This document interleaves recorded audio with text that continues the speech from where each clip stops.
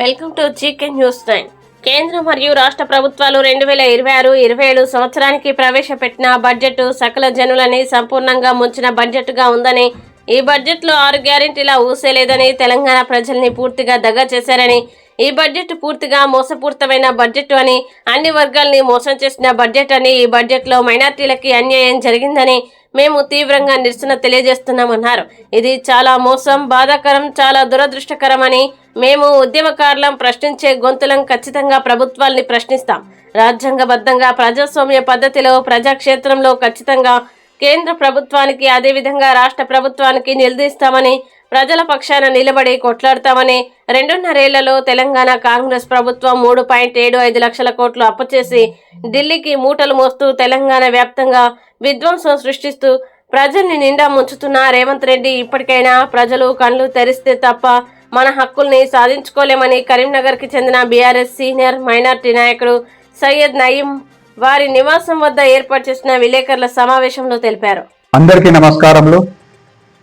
నేను మీ Syed Naeem, BRS party senior నాయకుడిని, అదేవిధంగా తెలంగాణ మలిదశ ఉద్యమకారుని. మిత్రులారా, 1 ఫిబ్రవరికి కేంద్ర ప్రభుత్వం బడ్జెట్ను ప్రవేశపెట్టింది 2026-2027 కొరకు. అందులో మైనార్టీకు తీవ్రమైన అన్యాయం జరిగింది. ప్రతి సంవత్సరం మనం గమనిస్తే బడ్జెట్ తగ్గించుకుంటా పోతుంది. మేము కేంద్ర ప్రభుత్వానికి ఒకటే అడుగుతున్నాం, ఇందులో మైనార్టీస్ అంటే ముస్లింలే కాదు, ముస్లిం సోదరులు ఉంటారు, క్రిస్టియన్ సోదరులు ఉంటారు, అదేవిధంగా సిక్ సోదరులు ఉంటారు, జైన్ సోదరులు ఉంటారు, బుద్ధిస్ట్ సోదరులు ఉంటారు. అందరికి మీరు అన్యాయం చేసినట్టు కదా మేము అడుగుతున్నాం. సమాజంలో సమానత్వ భావం రావాలంటే అందరు సమానంగా ఉండాలి, ప్రతి ఒక్కరికి సమానం హక్కులు దొరకాలి. ఈ దేశం యొక్క సహజ వనరులు కావచ్చు, వనరులు కావచ్చు, ఏవైనా కానీ అందరికి సమానంగా దొరకాలి. అప్పుడే మన దేశం అభివృద్ధి చెందుతుంది, మీరు గమనించాలి. అదేవిధంగా బడే మియాతో బడే మియా, చోటే మియా సుబానాలు అన్నట్టు రాష్ట్ర ప్రభుత్వం కూడా అదే దారిలో నిన్న 20 నాడు రాష్ట్ర ప్రభుత్వం బడ్జెట్ ప్రవేశపెట్టింది. అందులో మైనార్టీలకు అన్యాయం చేసింది, ప్రతిసారి చేసినట్టు చేసింది. ఎందుకంటున్నా అంటే, ఎన్నికల అప్పుడు రాష్ట్ర ప్రభుత్వం మైనార్టీ డిక్లరేషన్ అని ప్రకటించింది. అందులో అనేక మైనార్టీలకు హామీలు ఇచ్చారు. మిత్రులారా, నేను హామీలను వివరిస్తాను.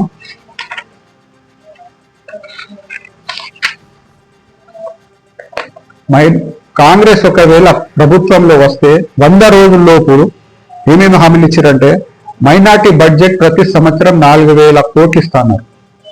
కానీ ఫస్ట్ టైం 3,000 కోట్లు ఇచ్చారు.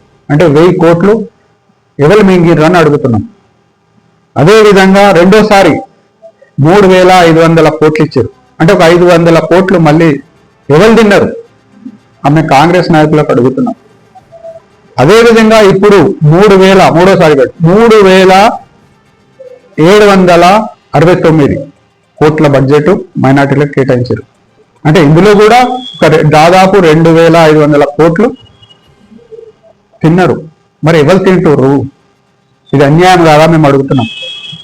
మైనార్టీలు అంటే అందరు ఉన్నారు కదా ఇందులో, సిక్ సోదరులు, దళిత్, అదేవిధంగా మనకు బుద్ధిస్ట్ సోదరులు, జైన్ సోదరులు, క్రిస్టియన్ సోదరులు, మైనార్టీ, వీళ్ళకి అందరికి మోసం చేసినట్టే కదా కాంగ్రెస్ ప్రభుత్వం. అదేవిధంగా మిత్రులారా, ఇది కాకుండా 1,000 కోట్ల సబ్సిడీ రుణాల కోసం 1,000 కోట్లు ఇస్తున్నారు. దాని గురించి బడ్జెట్లో అలుకులేదు పలుకులేదు. అదేవిధంగా అబ్దుల్ కలాం తోఫా తాలీం ద్వారా పేద మైనార్టీ విద్యార్థులకు, అంటే ముస్లింలకే కాదు, క్రిస్టియన్ విద్యార్థులు కావచ్చు, సిక్ సోదరులు కావచ్చు, బుద్ధిస్టు కావచ్చు, జైన్లకు కావచ్చు, పేద మైనార్టీ విద్యార్థులకు పాస్ అయిన ఒక్క విద్యార్థికి 5 లక్షల రూపాయలు ఆర్థిక సాయం చేస్తున్నారు. మరి దీంట్లో ఒక్క విద్యార్థికైనా ఇచ్చారా మీరు? దీంట్లో బడ్జెట్లో కేటాయించారా అడుగుతున్నాం మేము. ఇది మోసం చేసినట్టు కాదా కాంగ్రెస్కి అడుగుతున్నాం మేము. అదేవిధంగా పీజీ చేసిన మైనార్టీ విద్యార్థులకు ₹1,00,000 ఆర్థిక సాయం చేస్తున్నారు. అది కూడా అప్పుడు దీంట్లో అలుపు లేదు పలుకు లేదు. గ్రాడ్యుయేట్ పూర్తి చేసిన విద్యార్థులకు 25,000 ఇస్తున్నారు. ఇంటర్మీడియట్ చదివిన విద్యార్థులకు 15,000 ఇస్తున్నారు. 10th పాస్ అయిన విద్యార్థులకు 10,000 ఇస్తున్నారు. మరి ఎవరికి ఇచ్చిర్రు చూపించండి. మరి ఒక్క విద్యార్థికైనా ఇచ్చిర్రా? ఇది మోసం కాదా మేము అడుగుతున్నాం. మిత్రులారా, మైనార్టీ డిక్లరేషన్ ప్రకటించినప్పుడు పెద్ద పెద్ద ఢిల్లీ నుండి నాయకులకు పిలిపించారు. సల్మాన్ ఖుర్షిద్ గారు పెద్ద సిడబ్ల్యూసి మెంబర్, ఆయన పిలిపించారు. అజరుద్దీన్ గారు ఉన్నారు అక్కడ. మీరు రేవంత్ రెడ్డి గారు చాలా స్పష్టంగా చెప్పారు, మీరే వినండి. माइनॉरिटी डिक्लेरेशन का मतलब खाली ये कागज स्पीच करना करते हैं, ये हमारी जिम्मेदारी है। हमारे बड़े लोग बोले 100 पन्ना एक लिखना, ये लिख के आप लोगों को हम गारंटी दे रहे, ये गारंटी निभाने का जिम्मेदारी मेरे तरफ से कांग्रेस के अध्यक्ष सोनिया जी की, राहुल जी के नेतृत्व वायु को जो गारंटी दे रहे हैं, ये गारंटी निभाने का जिम्मेदारी मेरा है। क्योंकि अभी भी यहाँ पर जो माइनॉरिटी के लिए 4,000 करोड़ रुपए बजट रखने वाले हैं इसमें, और आगे रेगुलर इसके लिए और 1,000 करोड़ रुपए भी हम लोग देने वाले हैं। तो माइनॉरिटी वेलफेयर के लिए जैसा SC/ST सप्लाई है, माइनॉरिटी सप्लाई बनाने का हम लोग आगे एक्ट बना देंगे। अगर माइनॉरिटी सप्लाई बनाए तो आपको जितने पैसे आपके एलोकेशन बजट में होंगे वो पैसे पूरा आपके ही रहेंगे। अगर वो फाइनेंशियल ईयर में वो इस्तेमाल किए तो आगे कैरी फॉरवर्ड भी इसका होने वाला है। और उसको भी जुडिशियल पावर देंगे। जुडिशियल पावर देना है। చాలా కాదు అడుగుతున్నాం. 4,000 కోట్లు ఇస్తున్నారు, మీరు ప్రతిసారి ఇట్లా మోసం చేసుకుంటా పోతారు.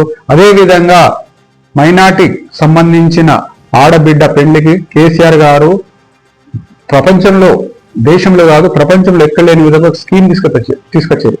షాదీ ముబారక్ స్కీమ్ అని ₹1,00,000 ఇస్తున్నారు. అయితే దానికి నేను 1,00,000 కాదు, 1 తులం బంగారం కూడా ఇస్తున్నారు. మరి ఎక్కడ పోయింది అంటున్నా. అదేవిధంగా మిత్రులారా,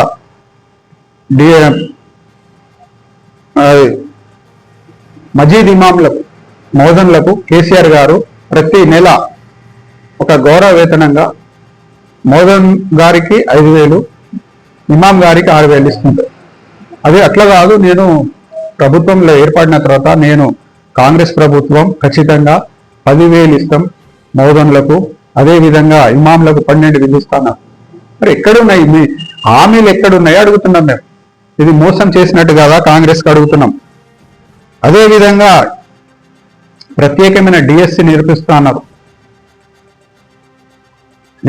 టీచర్ నియామక, ఉర్దూ టీచర్ నియామకాలకు, దాని గురించి బడ్జెట్లో అలుపు లేదు పలుకు లేదు. ప్రతిదీ మోసం చేశారు. గతంలోనే మేము అగ్రనేత రాహుల్ గాంధీకి పోస్ట్ కార్డు కూడా రాసినాం. మీ రేవంత్ రెడ్డి గారు చెప్పిన హామీలు అమలు చేస్తలేరు, మైనార్టీకి సంబంధించినవి, మీరు దీని మీద చర్య తీసుకోండి, ఏమైనా సూచనలు ఇవ్వండి అంటే అక్కడ కూడా అలుపు లేదు పలుకు లేదు.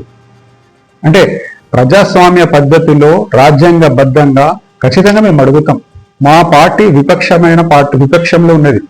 మా బాధ్యత, మేము ప్రజల పక్షాన నిలబడి ప్రభుత్వాలకి ఏమన్నా స్కీమ్లు ప్రజలకు రాకుంటే మేము ఖచ్చితంగా నిలదీస్తాం, కొట్లాడతాం. ప్రజల పక్షాన నిలబడి కొట్లాడతాం. మాకు రాజ్యాంగం కల్పించిన హక్కు. మేము అందులో మా పార్టీ, ఉద్యమ పార్టీ ఖచ్చితంగా గల్లం విప్పుతుంది. ఇది మోసం కాదా అని అడుగుతున్నాం. అగ్రనేత రాహుల్ గాంధీ జితనీ ఆబాదీ ఉతనీ హిస్సేదారీ అంటారు. మరి ఎక్కడుంది మా ఆబాదీ ప్రకారం మీరు ఇస్తుర్రా? కేంద్రంలో కూడా అస్సలు 19% మైనార్టీస్ ఉంటే వాళ్ళకు కూడా మోసం చేస్తారు వాళ్ళు, కేంద్ర ప్రభుత్వం. రాష్ట్రంలో కూడా దాదాపు 14% మైనార్టీలు ఉంటే వాళ్లకు తగినంత ప్రాధాన్యత దొరుకుతుందా అడుగుతున్నాం. ఈ బడ్జెట్లో కూడా అన్యాయం జరుగుతుంది. మేము దీనిని తీవ్రంగా నిరసనిస్తున్నాం. చాలా బాధాకరం, చాలా దురదృష్టకరం. తక్షణమే మైనార్టీకి సంబంధించిన సప్లాన్ మీరు అమలు చేయాలి, మీ హామీలు అమలు చేయాలి. మేము డిమాండ్ చేస్తున్నాం. మీరు ఇచ్చిన 4,000 కోట్లు ఇస్తున్నారు, అది ఇవ్వాలి. అదే విధంగా 1000 కోట్లు ప్రత్యేకంగా లోన్ల గురించి సబ్సిడీ లోన్ల ఇస్తున్నారు, అది ఇవ్వాలి.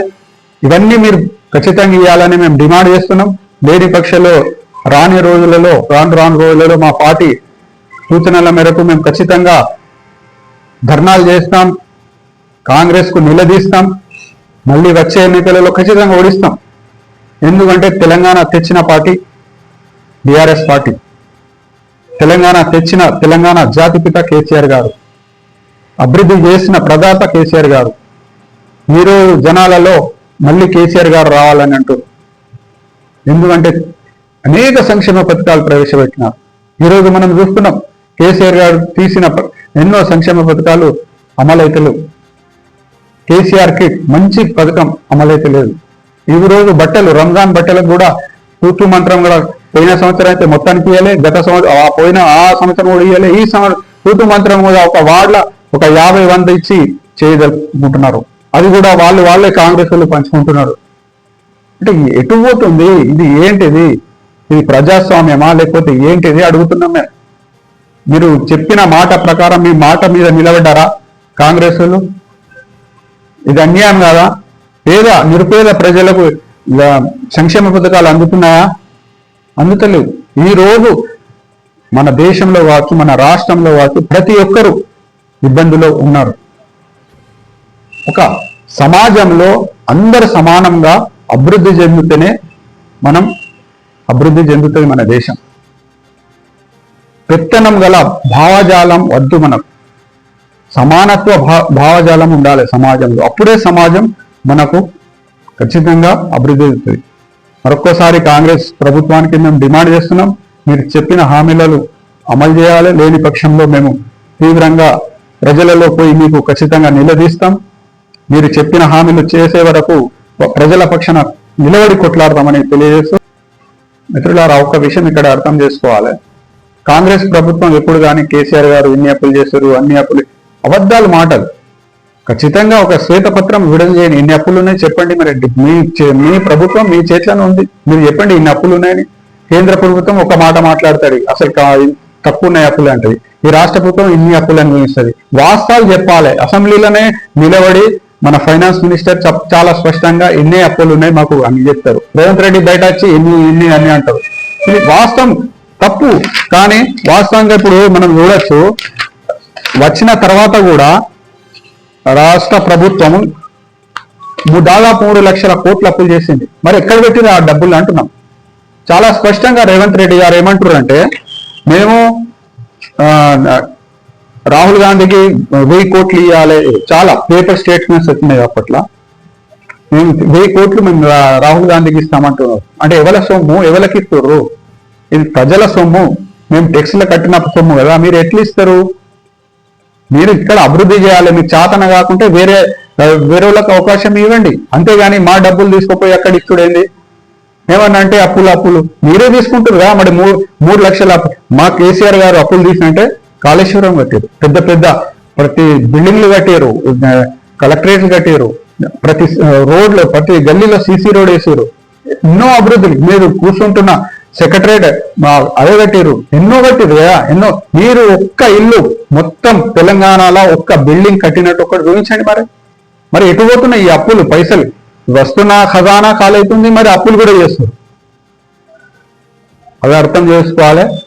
అప్పుల గురించి కాంగ్రెస్ ప్రభుత్వం చేస్తుంది మోసం ప్రజలకు, కానీ టిఆర్ఎస్ ప్రభుత్వం చేయలే. సంక్షేమ పథకాలు ఇచ్చింది, అభివృద్ధి చేసింది వాస్తవంగా. మళ్ళీ కేసీఆర్ గారే తెలంగాణకు సీఎం అవుతారు. Thank you. జై తెలంగాణ, జై కేసీఆర్.